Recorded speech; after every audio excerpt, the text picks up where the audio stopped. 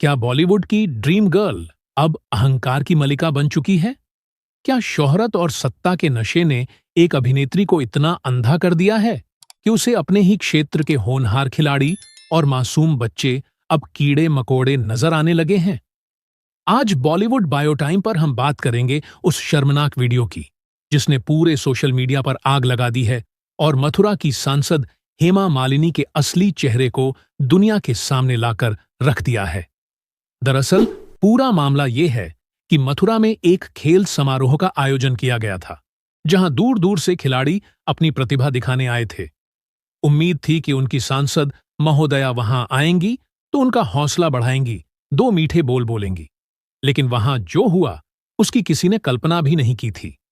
Viral हो रहे इस वीडियो में साफ दिख रहा है कि हेमा मालिनी के चेहरे पर एक अजीब सी नफरत और चिड़चिड़ापन था।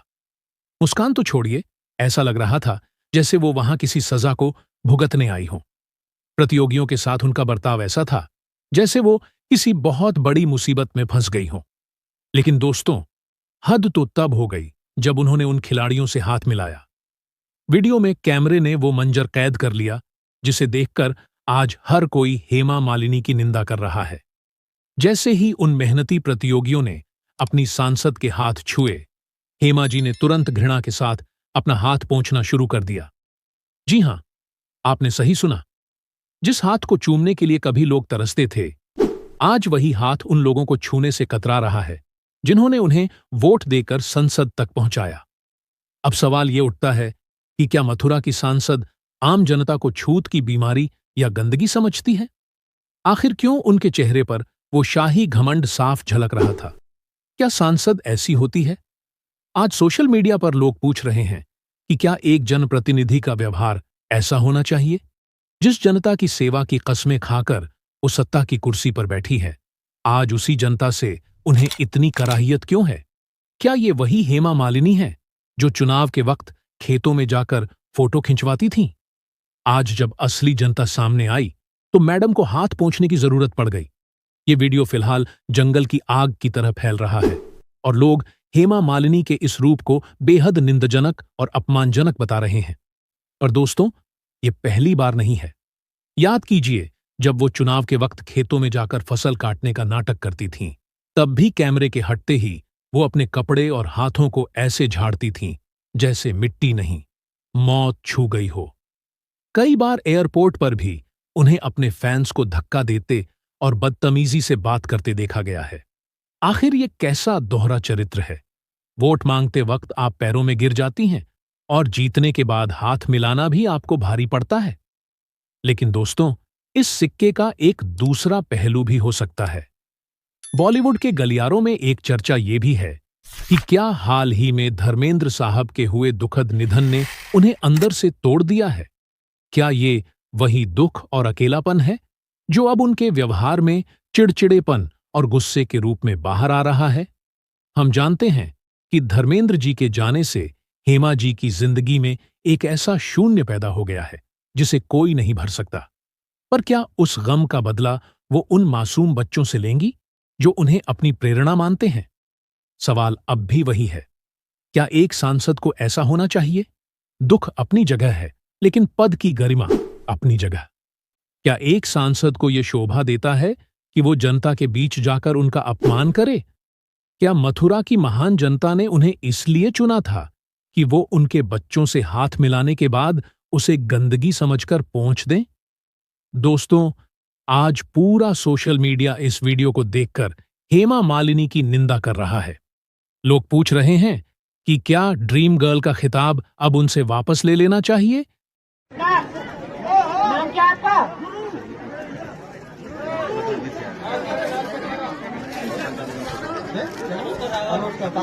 काजल नहीं है। सब जूनियर बालक डिस्कस थ्रो पीयूष बलदेव प्रथम। सब जूनियर बालक डिस्कस थ्रो पीयूष। इसके बाद बैडमिंटन। दोस्तों, अब हम आपको कुछ ऐसे किस्से भी बताते हैं जब उनका घमंडी रूप खुलकर सामने आया है।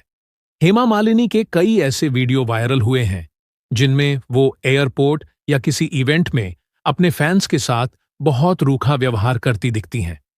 एक बार जब एक फैन उनके पास आकर सेल्फी लेने की कोशिश कर रहा था, तो उन्होंने बहुत गुस्से में फैन का हाथ झटक दिया और उसे वहां से हट जाने को कहा। लोगों का मानना है कि एक सुपरस्टार को अपने फैंस के साथ इतना बदतमीजी भरा बर्ताव शोभा नहीं देता। हर चुनाव के दौरान हेमा मालिनी की खेतों में गेहूं काटते हुए तस्वीरें आती हैं, लेकिन पर्दे के पीछे की सच्चाई कुछ और ही होती है। कई बार देखा गया है कि फोटो खिंचवाने के तुरंत बाद वो बहुत ही अजीब चेहरा बनाती हैं और उनके सहायक तुरंत उन्हें सैनिटाइजर और तौलिया देते हैं ताकि वो जनता की मिट्टी साफ कर सकें। लोग इसे महज एक चुनावी स्टंट और जनता का अपमान मानते हैं। जब भी मीडिया उनसे उनके क्षेत्र मथुरा की समस्याओं के बारे में सवाल पूछता है, तो वो अक्सर भड़क जाती हैं। एक बार उन्होंने रिपोर्टर को यहां तक कह दिया था कि क्या मैं वहां जाकर सड़कों की सफाई करूं? उनके बात करने के इस तल्ख और शाही अंदाज को लोग उनका अहंकार समझते हैं। हेमा मालिनी के बारे में यह भी मशहूर है कि वो कहीं भी जाती हैं तो उन्हें महारानी वाला ट्रीटमेंट चाहिए होता है। अगर थोड़ी भी देरी हो जाए या उनकी मर्जी के खिलाफ कुछ हो, तो वो आयोजकों पर बुरी तरह चिल्लाने लगती हैं।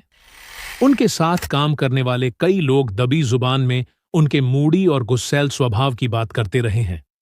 दोस्तों, हेमा मालिनी का घमंड सिर्फ राजनीति या जनता तक सीमित नहीं है, बल्कि बॉलीवुड के अंदरूनी हलकों में तो उन्हें आइस मेडन यानी बर्फ की दीवार कहा जाता था। आखिर क्या वजह थी कि उस दौर के बड़े बड़े सितारे भी उनके सामने जाने से कतराते थे? चलिए, आज उनके फिल्मी करियर के उन पन्नों को पलटते हैं जो अब तक छिपे हुए थे। बॉलीवुड में जहां सितारे शूटिंग के बीच हंसी मजाक और गपशप करते हैं, हेमा मालिनी सबसे अलग थलग रहती थीं। सेट पर उनका एक ही नियम था, काम खत्म और सीधा अपनी वैनिटी वैन में बंद। उन्हें सेट पर किसी से फालतू बात करना पसंद नहीं था। कई अभिनेताओं ने दबी जुबान में कहा है कि हेमा जी खुद को बाकी अभिनेत्रियों से बहुत ऊपर समझती थीं। उनकी यही चुप्पी फिल्म इंडस्ट्री में उनके घमंड के तौर पर मशहूर हो गई। कहा जाता है कि हेमा मालिनी अपने स्टाफ और छोटे कर्मचारियों के साथ बहुत ही कड़क और रूखा व्यवहार करती थीं। अगर उनका हेयर स्टाइल या मेकअप उनकी मर्जी के मुताबिक 1 इंच भी इधर उधर हुआ, तो वो पूरे सेट पर हंगामा खड़ा कर देती थीं। उनके इसी बर्ताव की वजह से यूनिट के लोग उनसे डर कर रहते थे। जब फिल्म सपनों का सौदागर से उन्हें ड्रीम गर्ल के तौर पर लॉन्च किया गया, तो ये नाम उनके साथ ऐसा जुड़ा कि उन्होंने इसे हकीकत मान लिया।